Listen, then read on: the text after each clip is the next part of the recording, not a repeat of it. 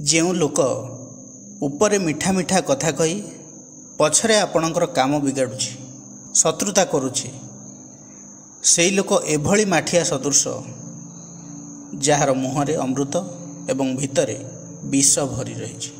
ଏଭଳି ଲୋକଙ୍କ ପାଖରୁ ସର୍ବଦା ଦୂରେଇ ରହିବା ଉଚିତ। ନମସ୍କାର ବନ୍ଧୁଗଣ, ମୁଁ ସାଗର, କଳାକାର ସାଗର ସଙ୍ଗମ ୟୁଟ୍ୟୁବ୍ ଚ୍ୟାନେଲକୁ ଆପଣମାନଙ୍କୁ ସ୍ୱାଗତ ଜଣାଉଛି।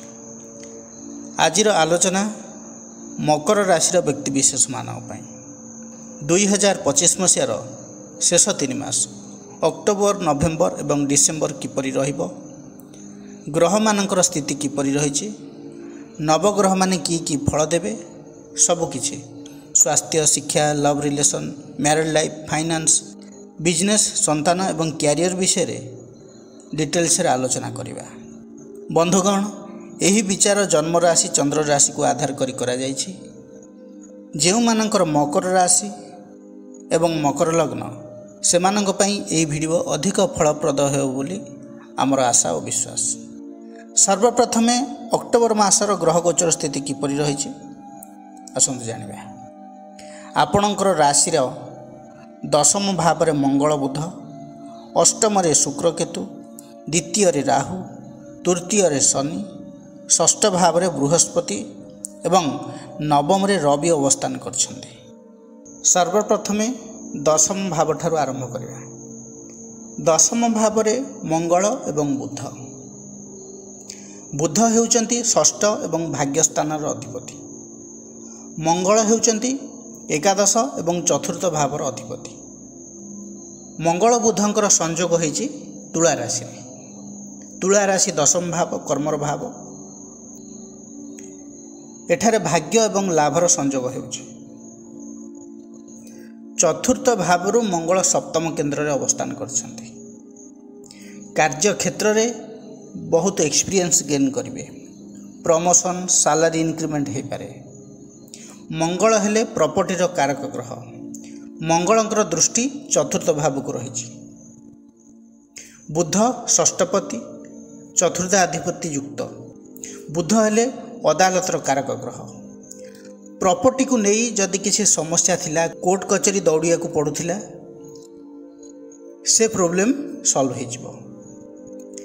ଯଦି ପ୍ରପର୍ଟି କିଣିବା ପାଇଁ ପୂର୍ବରୁ ଯୋଜନା କରିଥିଲେ, ଲୋନ୍ ସାଙ୍କସନ୍ ହୋଇପାରୁନଥିଲା, ଆପଣଙ୍କର ଲୋନ୍ ସାଙ୍କସନ୍ ହୋଇଯିବ। ଆପଣ ପ୍ରପର୍ଟି କିଣିବାର ସୁଯୋଗ ପାଇବେ।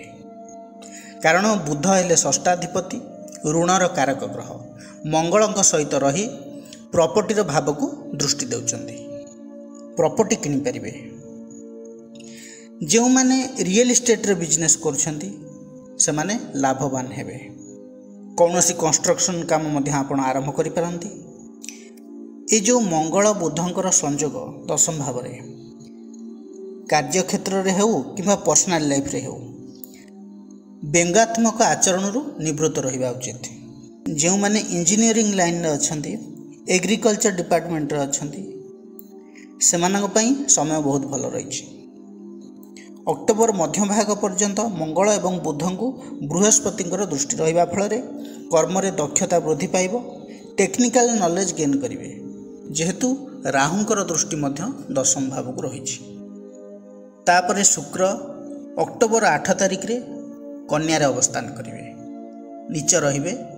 କିନ୍ତୁ ଶୁକ୍ର ହେଉଛନ୍ତି ଆପଣଙ୍କ ପାଇଁ ଯୋଗକାରକ ଗ୍ରହ, 5ମ ଏବଂ 10ମ ଭାବର ଅଧିପତି। ଏଠାରେ ଶୁକ୍ର ଏବଂ ବୁଧ କ୍ଷେତ୍ର ପରିବର୍ତ୍ତନ କରୁଛନ୍ତି। ବୁଧ ଶୁକ୍ରଙ୍କ ଗୃହରେ ଏବଂ ଶୁକ୍ର ବୁଧଙ୍କ ଗୃହରେ। କର୍ମକ୍ଷେତ୍ରରେ ଟ୍ରାନ୍ସଫରର ଯୋଗ ରହୁଛି। ଭାଗ୍ୟର ସାଥ ତ ମିଳିବ। ଆଉ ହଁ, ଶୁକ୍ର ହେଉଛନ୍ତି ମ୍ୟାରେଡ୍ ଲାଇଫ୍ର କାରକ ଗ୍ରହ, ଲଭ୍ ଲାଇଫ୍ର କାରକ ଗ୍ରହ। ନୀଚ ରହୁଛନ୍ତି ଏବଂ ବକ୍ରି ଶନିଙ୍କର ଦୃଷ୍ଟିରେ ରହୁଛନ୍ତି। ଯେଉଁମାନେ ଲଭ୍ ରିଲେସନ୍ରେ ଅଛନ୍ତି, ସେମାନଙ୍କର ସମସ୍ୟା ସୃଷ୍ଟି ହୋଇପାରେ। ୱିଦାଉଟ୍ ଏନି ରିଜନ୍ ଆର୍ଗୁମେଣ୍ଟ, ମିସ୍ଅଣ୍ଡରଷ୍ଟାଣ୍ଡିଂ ରହିବ। ସେହିପରି ବୈବାହିକ ଜୀବନରେ ମଧ୍ୟ ଅପ୍ ଡାଉନ୍ ଚାଲୁ ରହିବ। କମ୍ୟୁନିକେସନ୍ ପ୍ରୋବ୍ଲେମ୍ ରହିବ। 5ମ ଭାବ ସନ୍ତାନର ଭାବ। ଯେହେତୁ ପଞ୍ଚମାଧିପତି ନୀଚ ରହିଛନ୍ତି, ଶନିଙ୍କର ଦୃଷ୍ଟିରେ ଅଛନ୍ତି, ତେବେ ସନ୍ତାନ ଲାଭରେ ବାଧା ଆସିବ, ଡିଲେ ହୋଇପାରେ। पंचम भाव भी स्टमाक्र भाव। तेणु प्रॉपर्ली चेकअप रे गर्भवती माने रहिबा दरकार। सही पंचम भाव शिक्षा विषय भी जना जाए। पंचम भाव शिक्षार भाव, पंचमाधिपति नीच एवं नवम रे किंतु रहउचंती उच्च शिक्षार भाव रे रहउचंती, किंतु शनिकर दृष्टि रहउची। शिक्षा क्षेत्र रे अप डाउन रहिबो। हायर स्टडी रे कौनसी कारणरू डिले हो पारे। विद्यार्थी माने मध्यम धरणर सफलता पाइबे। शुक्र नवम रे एकाकी नाहांती, सांगे रवि मध्य रहिचंती। कार्यक्षेत्र में आपणक उपरिस्थ कर्मचारी तथा बॉस बाधा सृष्टि करि पारंती। काम ठीक रहिबो, बिहेवियर भी ठीक रहिबो, बॉस भी आपन को एप्रिशिएट करिवे, किंतु अंतर रे ईर्षा भाव रखिवे, आगो को बढ़िया को देबेनी। से एमिति किछि चाल चलेबे जेमति तुमे परिश्रम करुथिबो किंतु फायदा तांकर हेउथिबो। रवि हेले अष्टमाधिपति, नवम रे रहउचंती, बकरी ग्रह शनिकर दृष्टि रहउचंती। पितांकर हेल्थ इश्यू बाहरी पारे, सेति प्रति ध्यान देबे। केतेबेले केमती आपणकर कथावार्ता तांकर मानसिक स्थिति को बिगाड़ी दे पारे। जेते दूर संभव आपण पितांकर मानसिकता को लक्ष्य करी किछि कथा कहंतु। बाधिला भली किंबा फोर्सफुली प्रेशराइज करंतु नाही, यार नेगेटिव इंपैक्ट पड़िबो। 17 अक्टोबर रे रवि आपणकर दशम भाव अवस्थान करिवे। रवि तुलारे नीच रहिबे किंतु दिग्बली हेबे। दशम रे मंगल भी दिग्बली अछंती। बुध भाग्यपति मध्य दशम रे अछंती। रवि अष्टमाधिपति दशम रे। जॉब चेंज हेबार जोग रही, ता सहित प्रमोशन मध्य हो पारे। बहुत भल समय रही मकर राशि पे। किंतु जेउ मानक जन्म कुंडली ग्रह स्थिति खराब, दशा अंतर्दशा प्रत्यंतर दशा अत्यंत अशुभ अच्छी, तांकर जॉब चली जिबार संभावना रही। कारण अष्टमपति दशम रे एवं दशम रु द्वादश भावर अधिपति मध्य दशम रे। जो माने आपन को पसंद करती नहीं, तांको जोगु आपनकर जॉब जाई पारे। एमिति नुहे कि आपन किछि भूल कर देइचंती, कंपनी रो काढिबार अछि।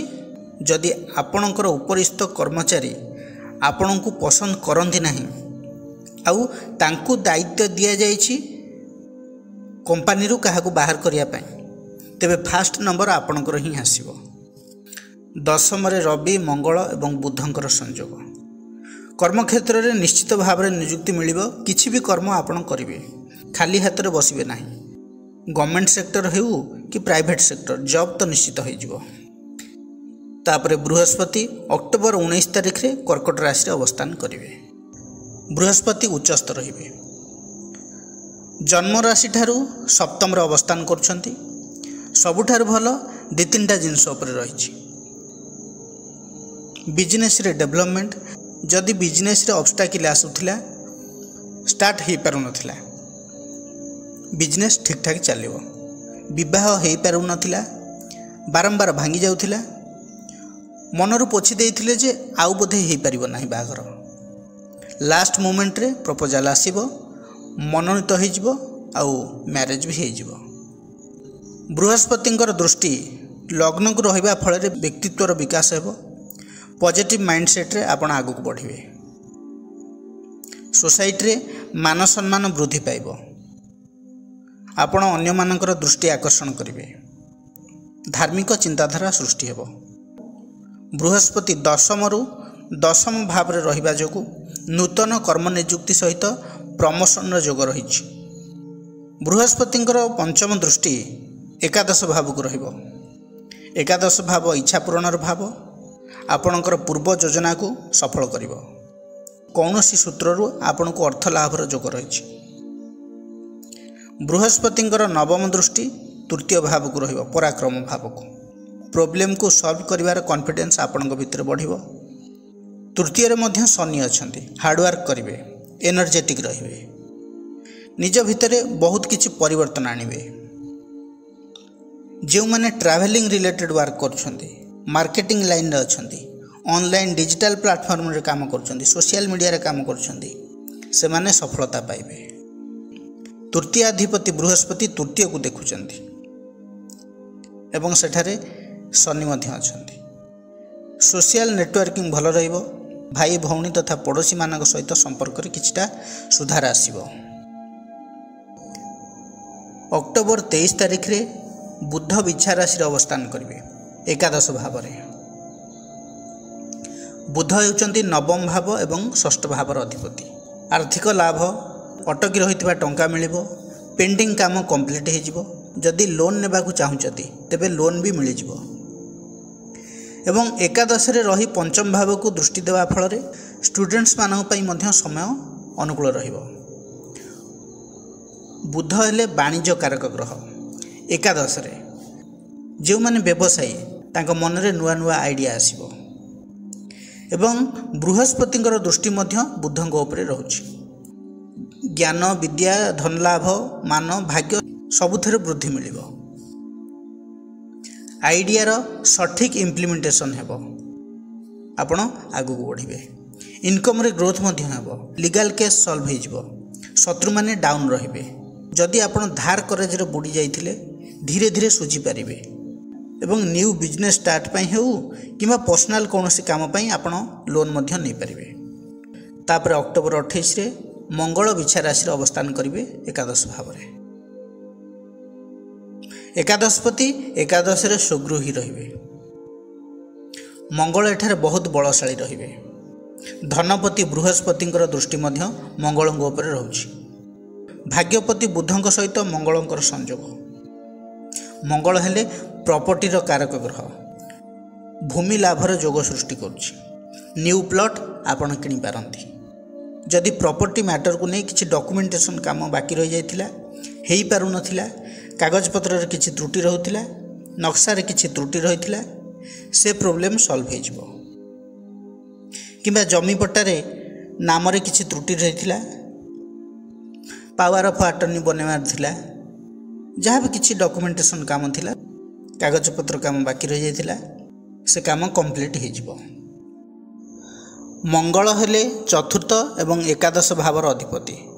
चतुर्थाधिपति मंगल एकादश रे सुगृही रहउचंती। चतुर्थ भाव वाहनर भाव। कौनसी जानवाहन मध्य आपण क्रय करि पारंती।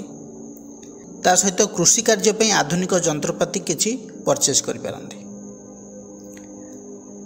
चतुर्थाधिपति मंगल एकादश रे लाभस्थान रे मांक सहित संपर्क भल रहिबो। मांकर स्वास्थ्यगत समस्या जहाँ भी किछि रहिछि धीरे धीरे रिकवरी हो जिवो। विशेषकर स्नायविक दुर्बलता, skin infection, throat, blood pressure यही सब रहिबो। जेहेतु बृहस्पतिंकर दृष्टि रहुछि विशेष किछि समस्या सृष्टि हेबो नाही। मंगलंकर दृष्टि मध्य द्वितीय भाव को रहिबो। खर्च बढ़िबो किंतु रोजगार भी हेबो। एकादश रे चतुर्थाधिपति मंगल सुगृही सांग को बुध भाग्यपति, तेणु धन लाभर जोग सृष्टि होउछि। मंगल एवं बुधंकर दृष्टि पंचम भाव को रहिबा फल रे विद्यार्थी मानक पई अनुकूल समय रहिबो। लव रिलेशन ने जो माने अछंती स्थिति जदि प्रथम रु किछि बिगड़ी जाइथिला कथावार्ता हेबार सुजोग सृष्टि हेबो। परस्पर भितर बुझामणा दृढ़ करिया पई उभय चेष्टा करिवे। षष्ठ भाव को मंगलंकर दृष्टि फल कंपिटिशन ने मध्य आपन को सफलता मिलिबो। तापर नवेम्बर 1 तारिख रे शुक्र तुला रे अवस्थान करिवे रविंग सहित। नीच भंग राजयोग सृष्टि हेबो। शुक्र तुला रे सुगृही रहिबे। कर्मपति कर्मस्थ रहिबे। रवि दिग्बली। कार्य क्षेत्र रे सडनली ग्रोथ मिलिबो। शुक्र एठारे मालवीय योग सृष्टि करिबो। जे माने media, TV industry, fashion design, modelling line रे कैरियर करिया पे चाहुथिले ए होची सेमानक पई अनुकूल समय। शुक्र ग्रह होची ग्लैमर इंडस्ट्री रो कारक ग्रह। कला क्षेत्र रे जेते विभाग रहिछि, जे माने कला सहित संपृक्त जड़ित कला को नहीं प्रोफेशन करछंती तेबे तांकर सफल हेबार अपॉर्चुनिटी मिलिबो। निजर दक्षतार विकास हेबो। नाम जस मध्य कमाइबे। Graphic designs, interior design, photography एवं कॉस्मेटिक बिजनेस रे मध्य सफल ही लाभवान हेबे। जो माने सोशल वर्कर अछंती, पॉलिटिक्स करूछंती सेमान पई मध्य भल समय रहिबो। दशम भाव रे रवि शुक्र नीच भंग राजयोग जेहेतु सृष्टि करूछंती तेणु गवर्नमेंट जॉब हेबार पॉसिबिलिटी रहिछि। गवर्नमेंट सेक्टर रे हायर पोस्ट मध्य मिल पारे। जदि जातकरे आपणकर दशा अंतर्दशा भल चली तेबे सफलता सुनिश्चित मिल। हाँ, जेहेतु राहुंकर दृष्टि रोचे ऑफिस पॉलिटिक्स चली पारे वर्क फील्ड रे। तापरे रवि जेहेतु अष्टमाधिपति दशम रे रहउचंदी जॉब चेंज हेबार जोग मध्य रहिछि। जे माने पूर्वरु ट्राए करथुले जॉब किपरि चेंज हेबो अनेक जगह इंटरव्यू देउथिले किछि प्रोसेसिंग हेउ नथिला किछि इन्फॉर्मेशन मिलु नथिला कारण जुलाई मास ठारू लग्नपति शनि मध्य बकरी अछंती। जॉब पई अप्लाई करछंती किछि इन्फॉर्मेशन मिलुनी रिजल्ट आसुनी। एही गोचर आपण पई 100% फेवरेबल रहिबो। जॉब चेंज तो हेबो ता सहित प्रमोशन भी मिलिबो। आउ जे माने जॉब सर्च रे अछंती सैटिस्फैक्टरी जॉब निश्चित भाव में से मिलिबो। शुक्र जोगकारक ग्रह दशम स्वगृही होई चतुर्थ भाव को दृष्टि दौरान वाहन लाभ हो पारे। चतुर्थ भाव वाहनर भाव कौन सी लग्जरी प्रोडक्ट कौन सी लग्जरी आइटम किनीपारती मोटर बाइक किनीपारती फ्लैट किणवार जोग अच्छी। जो मैंने फ्लैट किणापी चाहूले से मैंने फ्लैट किनीपारे प्लॉट किणवार जोग रही। शुक्र हेउचंती वैवाहिक जीवनर कारक ग्रह लव लाइफ कारक ग्रह लग्जरी कारक ग्रह। तेणु भौतिक सुख सुविधार कौन सी बाधा रहिबो नहीं। वैवाहिक जीवन में पॉजिटिव वाइब्स रहिबो। जो मैंने लव रिलेशन अच्छी इंटीमेसी बढ़िबो। अष्टमाधिपति सहित शुक्र दशम आंसेस्टर प्रॉपर्टी मिलबार जोग रही। राहुंकर दृष्टि रही रवि शुक्रंक उपरे। विदेशरू इनकम आसीपारे। जो मैंने एमएनसी रे जॉब करछंती से माने लाभवान हेबे। शेयर मार्केट स्टॉक मार्केट रे जो मैंने इन्वेस्टमेंट करुछंती भल रिटर्न पाइबे। प्रॉब्लम आसीबो कोठो ना 10 नवेम्बर ठारो बुध बकरी हेजबे। बुध भाग्यपति नवमपति भाग्यर साथ टिके कम मिलिबो। एकादश रे रहउचंती एते डरिवार किछि आवश्यकता नाही किंतु षष्ठाधिपति मध्य बुध हठात कार्यक्षेत्र ऑब्स्टैकल आसीबो। कौनसी काम डिले हो जिवो स्ट्रगल बढ़िबो। जो काम फास्ट अटेम्प्ट रे हो जाउथिला सेति 8-10 थर ट्राए करिया पड़िबो। पेशेंस लेवल कमी जिवो। लीगल कॉम्प्लिकेशन भी आसी पारे। एवं 11 नवेम्बर रे बृहस्पति मध्य बकरी हो जिवे।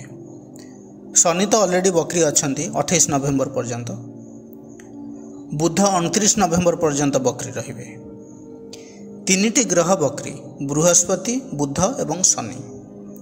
बृहस्पति सप्तम भाव में बकरी विवाह रे समस्या डिले वैवाहिक जीवन रे असंतोष कली झगड़ा बिजनेस रे लॉस पार्टनरशिप बिजनेस रे पार्टनर विश्वासघातता करि पारंती। लाइफ पार्टनर हेल्थ इश्यू आपन को असुविधा पकई पारे। आपणकर मध्य फैट बढ़ी जाई पारे कोलेस्ट्रोल बढ़ी जाई पारे। आपणकर मान सम्मान हानि जोग देखा कहीं आपणकर पूरा पछरे पड़ जावा आपणकर इमेज खराब करने लीगल कॉम्प्लिकेशन रहिबो। कोर्ट कचेरी पर्यंत कथा जीवो। ता सहित खर्च भी बढ़िबो। क्षति तो बहुत हेबार देखा कारण द्वादश भावर अधिपति बकरी लग्न को दृष्टि देउछंती। उच्चस्थ ग्रह बकरी हेई एठार नेगेटिव इंपैक्ट पकाइबो। इच्छा पूरण हेबो नाही काम अटकिबो। मैरिड लाइफ रे प्रॉब्लम स्टार्ट हो जिवो। आपणकर बिहेवियर खराब हेबो। कम्युनिकेशन खराब एवं व्यवहार खराब जोगु बहुत प्रॉब्लम रे पड़ पारंती आपण। नवेम्बर मासर शेष 20 दिन आपण पई समस्या बहुल रहिबो। तेणु सतर्क रहिबे। तापरे नवेम्बर 16 तारिख रे रवि बिछा राशि रे एकादश भाव रे अवस्थान करिवे। अष्टमाधिपति एकादश रे एकादशपति सहित अवस्थान करिवे। अचानक धन लाभर जोग आसिबो। समस्या समाधान पई आपणक भितरे कॉन्फिडेंस बढ़िबो। जहाँ समस्या चली सब तो सॉल्व हो पारिबनी किंतु किछि मात्रा रे सॉल्व हेबो। पंचम भाव को रवि मंगल बुधंकर दृष्टि स्टूडेंट्स को पई बेटर रहिबो। क्रिएटिविटी भल रहिबो। प्रॉब्लम सॉल्व करियार कैपेसिटी बढ़िबो। एते गुड़िए ग्रह पंचम भाव को देखुथिबारु ओभर थिंकिंग मध्य रहिबो। माइंड रे किछि ना किछि सब बेले चालुथिबो। रिलैक्स हेबा पई जेते चेष्टा करिवे हेई परिबेनी। तापरे 18 नवेम्बर डिसेम्बर 7 पर्यंत पुणी बुध तुला राशि रे रहिबे। बुध ଦଶମରୁ ଦ୍ୱାଦଶ ଭାବର ଅଧିପତି। ଯଦି କୁଣ୍ଡଳୀରେ ଦଶା ଅନ୍ତର୍ଦଶା ଭଲ ଚାଲିଛି ତେବେ ବିଶେଷ କିଛି ଅସୁବିଧା ହେବନି। ଯଦି ଆଭରେଜ ରହିଛି ଦଶା ଅନ୍ତର୍ଦଶା ତେବେ କିଛିଟା ଅବଷ୍ଟାକିଲ୍ ଆସିପାରେ। କିଛି ଲୋକଙ୍କର ଡିପାର୍ଟମେଣ୍ଟ ଚେଞ୍ଜ ହୋଇପାରେ। ଆଉ ଯଦି ଦଶା ଅନ୍ତର୍ଦଶା ପୁରା ଖରାପ ଚାଲିଛି ତେବେ ଜବ୍ ମଧ୍ୟ ଚାଲି ଯାଇପାରେ। ବୁଧ ବକ୍ରି ରହି ତୁଳା ରାଶିରେ ଶୁକ୍ରଙ୍କ ସହିତ ମ୍ୟାରେଡ୍ ଲାଇଫ୍ରେ ପ୍ରୋବ୍ଲେମ୍ ଆସିବ। ଆଗରୁ ବି କହିଥିଲି। ଚତୁର୍ଥ ଭାବକୁ ବକ୍ରି ବୁଧଙ୍କର ଦୃଷ୍ଟି ରହିବ। ଇମୋସନାଲି ଡିସବାଲାନ୍ସ ହେବେ। ଗୃହରେ କଳି ଝଗଡ଼ା ବିଭିନ୍ନ ସମସ୍ୟା ସୃଷ୍ଟି ହେବ। ଗୃହରେ କାହାର ହେଲ୍ଥ ଇସ୍ୟୁ ମଧ୍ୟ ବାହାରିପାରେ। ସେଥିପାଇଁ ଖର୍ଚ୍ଚାନ୍ତ ହେବାକୁ ଆପଣଙ୍କୁ ପଡ଼ିପାରେ। 26 ନଭେମ୍ବରରେ ଶୁକ୍ର ଏକାଦଶ ଭାବରେ ଅବସ୍ଥାନ କରିବେ। ଶୁକ୍ର ହେଲେ କର୍ମପତି, ଏକାଦଶ ଭାବରେ ଅବସ୍ଥାନ କରିବେ। ଆର୍ଥିକ ଲାଭ ସହିତ ଜବ୍ରେ ପ୍ରମୋସନ୍ ହୋଇପାରେ। ତାପରେ ବୁଧ 29 ତାରିଖରେ ମାର୍ଗୀ ହୋଇଯିବେ। ବୌଦ୍ଧିକ କ୍ଷମତା ବୃଦ୍ଧି ପାଇବ। ଆନାଲିଟିକାଲ ପାୱାର ବଢ଼ିବ। ସମସ୍ୟା ସମାଧାନ କରିବା ପାଇଁ ସୂତ୍ର ମିଳିଯିବ। ଅନେକ ପ୍ରୋବ୍ଲେମ୍ ମଧ୍ୟ ସଲ୍ଭ ହେବ। ତାପରେ ଶନି ମାର୍ଗୀ ହୋଇଯିବେ ନଭେମ୍ବର 28 ତାରିଖରେ। ଶନି ହେଲେ ଲଗ୍ନ ଭାବର ଅଧିପତି। ଧୀରେ ଧୀରେ ସମସ୍ୟାରୁ ଆପଣ ମୁକୁଳିବେ। ସ୍ୱାସ୍ଥ୍ୟ କଥା ଯଦି କହିବି, ଦ୍ୱାଦଶାଧିପତି ବୃହସ୍ପତି ବକ୍ରି ଗ୍ରହ ମାରକ ସ୍ଥାନରେ ରହି ଲଗ୍ନକୁ ଦେଖୁଛନ୍ତି ଏବଂ ଲଗ୍ନପତିଙ୍କୁ ମଧ୍ୟ ଦେଖୁଛନ୍ତି। Liver problem, gall bladder issue, kidney trouble, indigestion, যদি ক্রনিক ডিজিজ ଅଛି ପ୍ରୋବ୍ଲେମ୍ କ୍ରିଏଟ୍ ହୋଇପାରେ। ତା ସହିତ fat, weight gain, uric acid ବଢ଼ିବା, କୋଲେଷ୍ଟ୍ରଲ୍ ଲେଭେଲ୍ କଣ୍ଟ୍ରୋଲରେ ନ ରହିବା, ଏଇଭଳି ସବୁ କିଛି ରୋଗ ସୃଷ୍ଟି ହେବାର ସମ୍ଭାବନା ଅଧିକ ଅଛି। ଏହି ନଭେମ୍ବର ମାସ ବହୁତ ସମ୍ବେଦନଶୀଳ ରହିବ। ତାପରେ ବୃହସ୍ପତି ଡିସେମ୍ବର 3 ତାରିଖରେ ପୁଣି ମିଥୁନ ରାଶିରେ ଅବସ୍ଥାନ କରିବେ। ବୃହସ୍ପତି ମାରକ ସ୍ଥାନରୁ ହଟିଯିବେ। ବକ୍ରି ଗ୍ରହଙ୍କର ଦୃଷ୍ଟି ଲଗ୍ନରୁ ହଟିଗଲା। କିନ୍ତୁ ବୃହସ୍ପତି ମାର୍ଚ୍ଚ ମାସ ପର୍ଯ୍ୟନ୍ତ ବକ୍ରି ରହିବେ, ହେଲେ ଷଷ୍ଠ ଭାବରେ ରହିବେ। ପ୍ରୋବ୍ଲେମକୁ ସଲ୍ଭ କରିବାର ସୁଯୋଗ ସୃଷ୍ଟି ହେବ। ନଭେମ୍ବର ମାସରେ ଯାହା ପ୍ରୋବ୍ଲେମ୍ ଥିଲା ସେଥିରୁ କିଛି ପ୍ରୋବ୍ଲେମ୍ ସଲ୍ଭ ହୋଇଯିବ। ଯେଉଁମାନଙ୍କର ଜବ୍ ଯାଇଥିଲା ପୁନର୍ବାର ଜବ୍ ମିଳିବାର ସମ୍ଭାବନା ରହିଛି। ଆତ୍ମବିଶ୍ୱାସ ବୃଦ୍ଧି ପାଇବ। ଋଣ ପରିଶୋଧ କରିବେ। ଲିଗାଲ ପ୍ରୋବ୍ଲେମ୍ ସଲ୍ଭ ହେବ। ବିଗିଡ଼ି ଯାଇଥିବା କାମକୁ ସଜାଡ଼ିବେ। ତାପରେ ବୁଧ ଡିସେମ୍ବର 7ରେ ପୁଣି ବିଛା ରାଶିରେ ଅବସ୍ଥାନ କରିବେ। ଏକାଦଶ ଭାବରେ ଏତେ ଗୁଡ଼ିଏ ଗ୍ରହ ଧୀରେ ଧୀରେ ପ୍ରୋବ୍ଲେମ୍ ସବୁ ସଲ୍ଭ ହେବାକୁ ଲାଗିବ। ସେଇ ଡିସେମ୍ବର 7 ତାରିଖରେ ମଙ୍ଗଳ ମଧ୍ୟ ଧନୁରାଶିରେ ଅବସ୍ଥାନ କରିବେ ଦ୍ୱାଦଶ ଭାବରେ। ଏଠାରେ ମଙ୍ଗଳ ଦୋଷ ସୃଷ୍ଟି ହେବ। ମ୍ୟାରେଡ୍ ଲାଇଫ୍ରେ ସମସ୍ୟା ଦେଖାଇବ। ମଙ୍ଗଳ ଚତୁର୍ଥ ଭାବର ଅଧିପତି ଦ୍ୱାଦଶରେ ପ୍ରପର୍ଟି ସେଲ୍ ପାଇଁ ସମୟ ଅନୁକୂଳ ରହିଛି। ଯଦି ପୁରୁଣା କିଛି ପ୍ରପର୍ଟି ଅଛି ସେଲ୍ କରି ନ୍ୟୁ ପ୍ରପର୍ଟି କିଣିବା ପାଇଁ ଚାହୁଁଛନ୍ତି ଅଦର ଲୋକେସନରେ ଅର୍ଥାତ୍ ନେଟିଭ୍ ପ୍ଲେସ୍ ଠାରୁ ଡିଷ୍ଟାନ୍ସରେ, ତେବେ ଆପଣ କିଣିପାରିବେ। ବିଦେଶରେ ଯଦି ସେଟେଲ୍ ହେବା ପାଇଁ ଚାହୁଁଛନ୍ତି, ପ୍ଲଟ୍ କିମ୍ବା ଫ୍ଲାଟ୍ କିଣିବା ପାଇଁ ଚାହୁଁଛନ୍ତି, ସମୟ ଅନୁକୂଳ ରହିଛି। ବୃହସ୍ପତିଙ୍କର ଦୃଷ୍ଟି ମଙ୍ଗଳଙ୍କ ଉପରେ ରହୁଛି। ଏଠାରେ ବୃହସ୍ପତି ବିପରୀତ ରାଜଯୋଗ ନିର୍ମାଣ କରୁଛି। ମଙ୍ଗଳଙ୍କର ଦୃଷ୍ଟି ମଧ୍ୟ ବୃହସ୍ପତିଙ୍କ ଉପରେ ରହୁଛି। ଯଦି ଆପଣଙ୍କ ଉପରେ କିଛି ଋଣ ଭାର ଥିଲା ସେ ଦୂର ହେବ। ଲିଗାଲ କେସ୍ ଚାଲିଥିଲା, କୋର୍ଟ କଚେରୀ କେସ୍ ଚାଲିଥିଲା, କୌଣସି ଫୌଜଦାରୀ ମାମଲାରେ ଆପଣଙ୍କୁ ବେଲ୍ ମିଳିପାରୁନଥିଲା, ତେବେ ମିଳିବାର ସମ୍ଭାବନା ମଧ୍ୟ ରହିଛି। ଯଦି କୌଣସି ରୋଗର ପ୍ରପର ଡାଇଗ୍ନୋସିସ୍ ହୋଇପାରୁନଥିଲା, ପ୍ରପର ଡାଇଗ୍ନୋସିସ୍ ହୋଇଯିବ। ରୋଗର ଲକ୍ଷଣ ଆପଣ ଜାଣିପାରିବେ ଏବଂ ପ୍ରପର ଟ୍ରିଟମେଣ୍ଟ ହେବେ। ବୃହସ୍ପତି ତୃତୀୟ ଭାବର ଅଧିପତି ଏବଂ ଦ୍ୱାଦଶରେ ମଙ୍ଗଳଙ୍କର ଦୃଷ୍ଟି ତୃତୀୟ ଭାବକୁ ରହୁଛି, ତୃତୀୟ ପତିଙ୍କୁ ବି ରହୁଛି। ଲଙ୍ଗ ଟ୍ରାଭେଲ୍ ହେବାର ଯୋଗ ରହିଛି। ଫରେନ୍ ଟ୍ରାଭେଲ୍ ହୋଇପାରେ। ଦ୍ୱାଦଶରେ ମଙ୍ଗଳ ଛୋଟ ମୋଟ ଦୁର୍ଘଟଣା ମଧ୍ୟ ରହିଛି। ପାଦରେ ଆଘାତ ଲାଗିପାରେ। ମଙ୍ଗଳଙ୍କୁ ଶନିଙ୍କର ଦଶମ ଦୃଷ୍ଟି ରହିଛି। ଖର୍ଚ୍ଚର ପରିମାଣ ବୃଦ୍ଧି ପାଇପାରେ ଏବଂ ଇନସିକ୍ୟୁରିଟି ବହୁତ ବଢ଼ିବ। ସବୁ ଠିକ୍ଠାକ୍ ଅଛି, ତଥାପି ଇନସିକ୍ୟୁର ରହିବେ। ମଙ୍ଗଳଙ୍କ ପ୍ରତି କେତୁଙ୍କର ପ୍ରଭାବ ରହୁଛି। ବିଦେଶୀ ସମ୍ପର୍କିତ କାର୍ଯ୍ୟ ପାଇଁ, ରିସର୍ଚ୍ଚ ପାଇଁ ବହୁତ ଭଲ ଯୋଗ ରହିଛି। ତାପରେ ଡିସେମ୍ବର 16 ତାରିଖରେ ଧନୁ ରାଶିରେ ରବି ଅବସ୍ଥାନ କରିବେ ଏବଂ ବିପରୀତ ରାଜଯୋଗ ବନେଇବେ। बृहस्पति विपरीत राजयोग मध्य सृष्टि करुछन्ति। विदेश सूत्रु लाभ, गुप्त धन लाभ, विदेश प्रचुर परिमाण में आर्थिक लाभर योग रही। द्वादश भाव में दुईटी विपरीत राजयोगर प्रभाव बृहस्पति एवं रवि। बृहस्पति द्वादश भावर अधिपति षष्ठ रही द्वादश को देखुंट एवं रवि होउचंती अष्टमाधिपति द्वादश रहीकि बृहस्पति को देखुंट। फल विपरीत राजयोग सृष्टि होछि। निजको बदलाइबार सुजोग आसिबो। जीवन में किसी बड़ डिसीजन नेबार सुजोग आसिबो। मंगल मध्य द्वादश अछंती, रवि संयोग घटी। रवि मंगल जोग द्वादश भाव में रोचे। तेणु मनरे आउ द्वंद्व सृष्टि हो ना, डिसीजन फ्लक्चुएट करिवो नाही। धार्मिक स्थान को यात्रार जोग रही। यही समय आध्यात्मिक दृष्टिकोण सर्वश्रेष्ठ समय। जो लोक मैंने ईश्वर को मानती ना से आध्यात्मिकता आड़ को ढली पारती। यही भली ग्रह संयोग गोचर रोचे। जदि आपणकर कुंडली रे एही भली संयोग रोथाए निश्चित भाव में आपणकर आध्यात्मिक विकास हेबो। मंगल हेले एकादश एवं चतुर्थ भावर अधिपति व्यय रोचंती। अष्टमाधिपति रवि सहित रोचंती। मु आगुरी भी कही खर्चर परिमाण वृद्धि पाइब। छोट मोट खंडिया खाबरा हो पारे, सेप्रति टिके सतर्क रहिबे। सरकारी कार्य में खर्च हो पारे। चतुर्थ भाव गृहर भाव, प्रॉपर्टीर भाव, पैतृक संपत्तिर भाव, घरर मरामती रे बिग अमाउंटर खर्च हो पारे। 20 डिसेम्बर रे शुक्र मध्य द्वादश भाव अवस्थान करेंगे। शुक्र जोगकारक ग्रह मकर राशि में। साधारणतः शुक्र द्वादश रहा द्वारा केवे धनर अभाव रहा जीवन में। 95% देखा जाए शुक्र द्वादश शुभफल दे थाए। जदि सेमिति किसी कुंडली खराब थाए रिजल्ट खराब दे थाए, नहले बाकी शुक्र द्वादश शुभफल ही दे थाए। द्वादश भाव में रवि मंगल एवं शुक्र, बृहस्पति दृष्टि रही, शनि दृष्टि रही। सर्वप्रथमे पॉजिटिव साइड जब देखा विदेश अर्थ लाभ, विदेश सेटलमेंट जोग रही।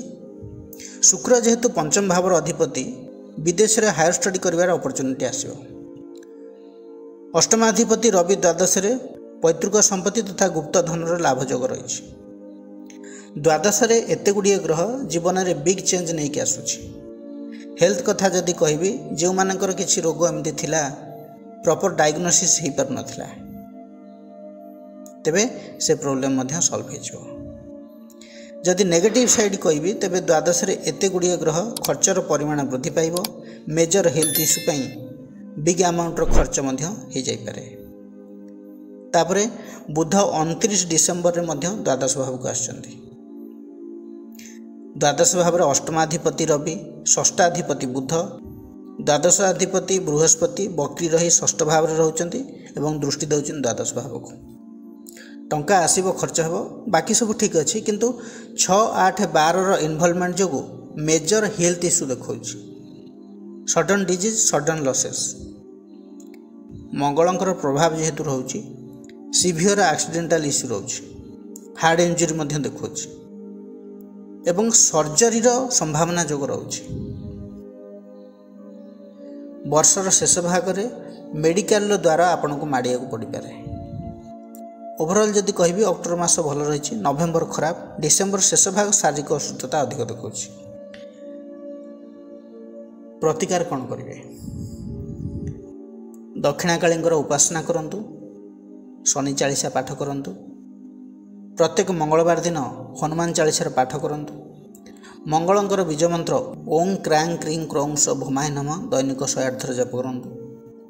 शनिवार दिन कौन एक मंदिर में गुड़, कलामुग, अरुआ चाउर दान करंतु। मासर शुक्ल पक्ष सोमवार दिन शिव को क्षीर, दही, कला तिल, धड़ा तिल सहित महू मिसाई अभिषेक करांतु एवं स्नान पर क्षीर बेलपत्री लागी करंतु एवं ओम नमः शिवाय मंत्र 108 थर जप करंतु। आपण पई शुभ रहियो। बंधुगण, यह थिला मकर राशि व्यक्तिविशेष मानक पई 2025 मसीहार शेष 3 मास अक्टोबर, नवेम्बर, डिसेम्बर किपरि रहिबो से विषय आलोचना। जदि यही भिडियोटी आपण मानक भल लगी थाए ତେବେ ଲାଇକ୍ କମେଣ୍ଟ ସେୟାର କରିବା ପାଇଁ ଜମାରୁ ବି ଭୁଲିବେ ନାହିଁ। ପୁଣି ଆସିବି ଆଉ ଏକ ନୂଆ ଅଧ୍ୟାୟକୁ ନେଇ। ସେ ପର୍ଯ୍ୟନ୍ତ ରହୁଛି। ନମସ୍କାର।